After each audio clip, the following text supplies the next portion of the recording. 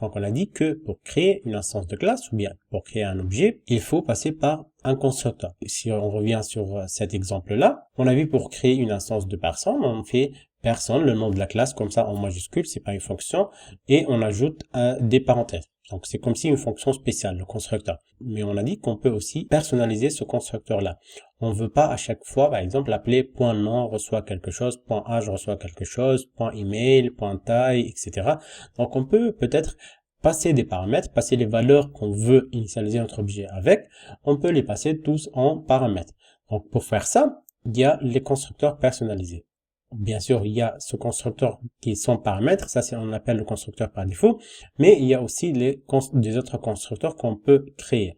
Donc en Kotlin, pas comme les autres langages de programmation, en Kotlin, on a deux types de constructeurs. Il y a un constructeur qui s'appelle le constructeur principal, c'est un seul constructeur qu'on appelle un constructeur principal, et il y a des constructeurs secondaires. Donc une classe en Kotlin peut avoir un constructeur principal et plusieurs constructeurs secondaires supplémentaires, mais pas plusieurs constructeurs principaux. Il y aura un seul et plusieurs supplémentaires. Et le constructeur principal en Kotlin, c'est lui qui initialise la classe. Donc si on veut initialiser la classe avec des variables, ou bien avec des valeurs par défaut, ou bien on veut donner des valeurs par défaut, faire des opérations dès la création de l'instance, il faut passer par le constructeur principal. Tandis que le constructeur secondaire aide à inclure une logique supplémentaire. Qu'est-ce que ça veut dire? Ça veut dire que tout simplement, même qu'en appelant le constructeur secondaire, il faut toujours passer par le constructeur principal. L'initialisation, ça sera dans le constructeur initial, le constructeur principal. Donc même on a un deuxième constructeur, bien un constructeur supplémentaire ou bien un secondaire, on peut l'appeler comme ça.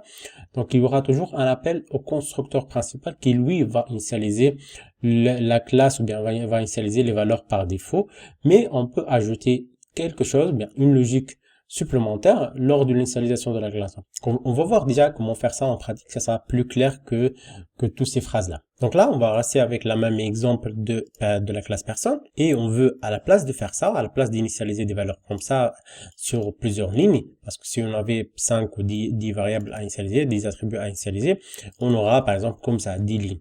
Donc on veut pas faire ça, on veut plutôt passer par le constructeur comme ça et passer nos variables par là. Adrien, on va la passer par là et l'âge, on veut le passer par là. Et pour initialiser cette variable, cet objet personne 2, on veut passer par exemple Nadim et 30 par là. Donc, mais bien sûr, ça c'est souligné en rouge parce qu'on n'a pas un constructeur qui fait ça. On va aller à notre classe personne et devant le nom de la classe, on va ajouter le mot constructeur, comme ça en anglais, et on ajoute les variables, donc les valeurs à initialiser. Donc il y aura par exemple Teriba, ce que je vais faire au début, c'est que je vais prendre les mêmes variables que j'ai là, mais je vais ajouter juste un Teriba. Donc par exemple là, non, ça sera du type string, et âge, mais après, bien sûr, je vais améliorer cette écriture-là. C'est juste pour faire simple et pour que vous me compreniez plus facilement, je vais faire comme ça. Ok. Après, ce constructeur principal, on a dit que c'est lui qui va initialiser la classe.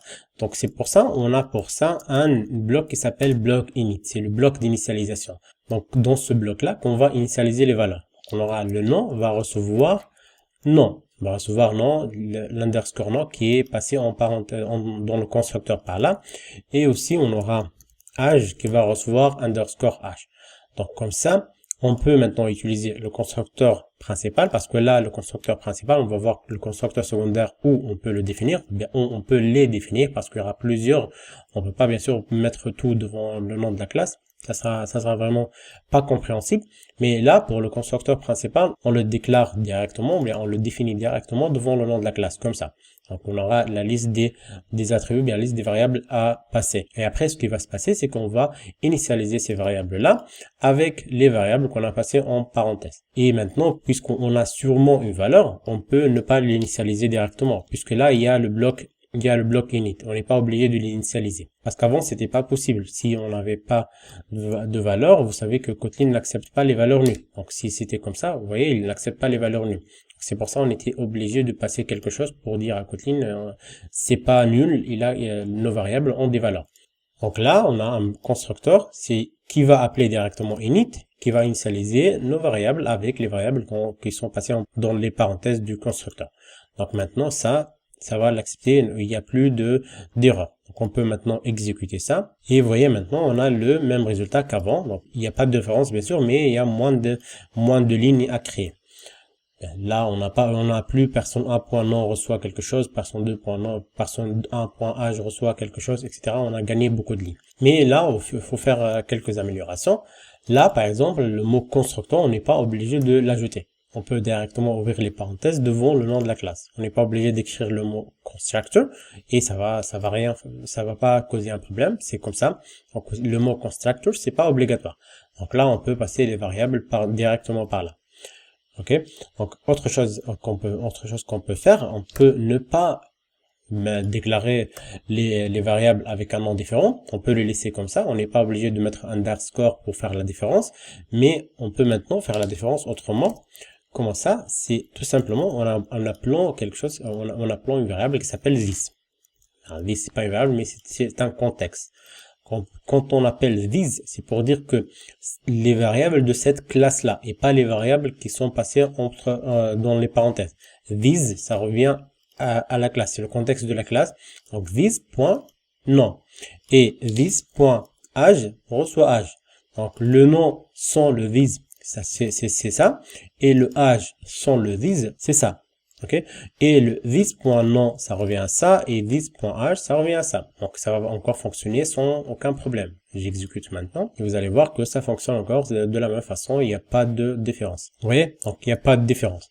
Donc c'est juste qu'on a amélioré un peu le code. Mais on peut encore l'améliorer. Comment ça? On peut même ne pas utiliser le bloc init et ne pas utiliser les variables carrément. Et ça c'est pas normal.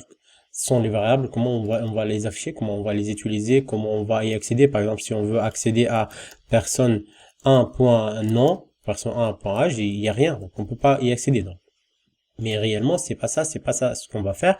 Mais on va ajouter le mot var ici et var ici pour dire que là, on a besoin de passer nom et âge dans les paramètres de constructeur, mais aussi on veut les utiliser comme des variables.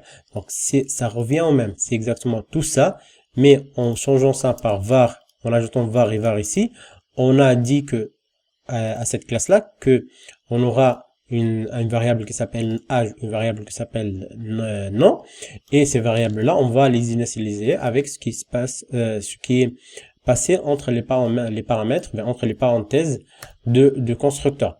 Donc, c'est-à-dire le premier paramètre passé en constructeur, on va créer une variable avec, on va l'appeler nom, on va prendre la valeur. Donc, et âge aussi, pareil.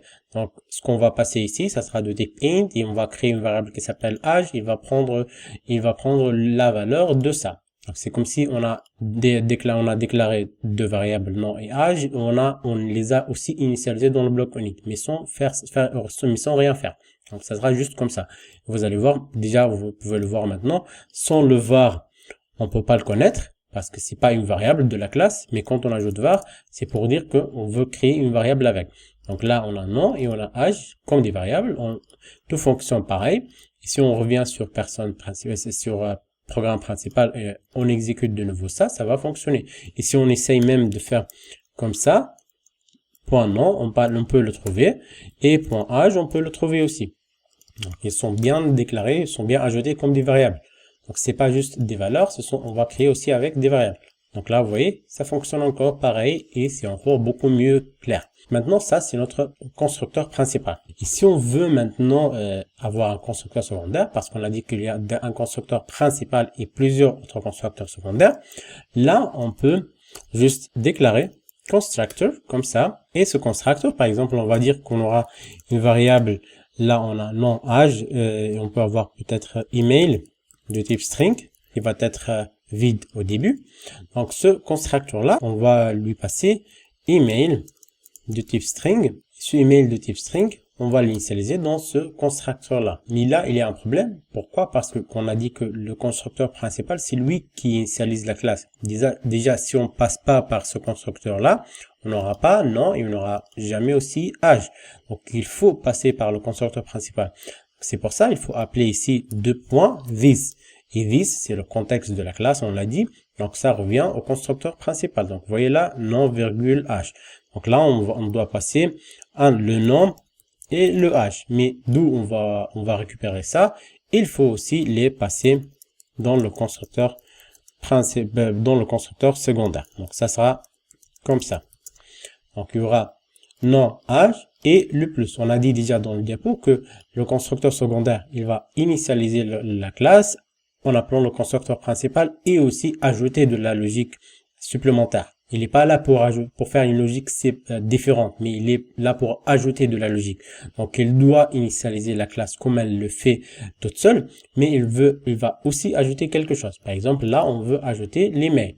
Donc, en appelant ça, déjà, on n'est pas obligé de faire this.nom reçoit nom et this.age reçoit age. Pourquoi? Parce que le constructeur principal, il le fait déjà. Donc, pas la peine de le faire. Mais ce qu'on doit faire, c'est de appeler email, de l'initialiser avec email qui est en paramètre par là. Donc, comme ça, on aura email de plus. On aura deux constructeurs. Qu'est-ce que ça veut dire? C'est-à-dire là, si on veut déclarer un troisième objet, par exemple là, personne 3, on va l'appeler Pierre par exemple, il aura l'âge de 25, et on peut lui passer un troisième paramètre qui va être, là on a dit, c'est email, par exemple pierre@gmail.com. Donc, vous voyez, là, soit on peut laisser son paramètre, soit on peut laisser deux paramètres, soit on peut passer 3. Si on laisse deux paramètres, il va appeler le constructeur principal. Si on passe 3 paramètres, il va appeler le constructeur secondaire. Donc ça, c'est constructeur secondaire. Donc on peut avoir plusieurs autres constructeurs secondaires. On peut avoir par exemple un autre qui ajoute le âge, ou bien un autre qui prend 4 paramètres. Donc on peut faire ce qu'on veut. On peut faire plusieurs constructeurs secondaires. Mais il faut mettre en tête toujours qu'il faut initialiser. Il faut passer par le constructeur principal. Ajouter 2 points. Ça, donc c'est-à-dire avant même d'entrer dans le bloc de constructeur, dans les accolades de constructeur, il faut tout d'abord appeler ça, initialiser la classe, et après tu peux faire ce que tu veux. Donc maintenant, ce qu'on peut faire, c'est d'ajouter par exemple là, email, on peut même l'initialiser à nul, comme ça. Donc, point d'interrogation pour dire que ça peut être nul, et là je vais mettre nul parce que si je le mets pas, c'est pas possible. Il faut dire que ça peut être nul en ajoutant un point d'interrogation. On va revenir sur ça et le nul safety dans une autre partie dédiée pour ça, mais pour le moment c'est juste comme ça. Donc là, if email est différent de nul, on peut l'afficher. Donc là, s'il est différent de nul, on va afficher email par là. Sinon, il va pas l'afficher. Donc, qu'est-ce que ça veut dire? Pour ces deux-là, il va pas afficher l'email parce que ça sera nul. Et là, il n'est pas été initialisé.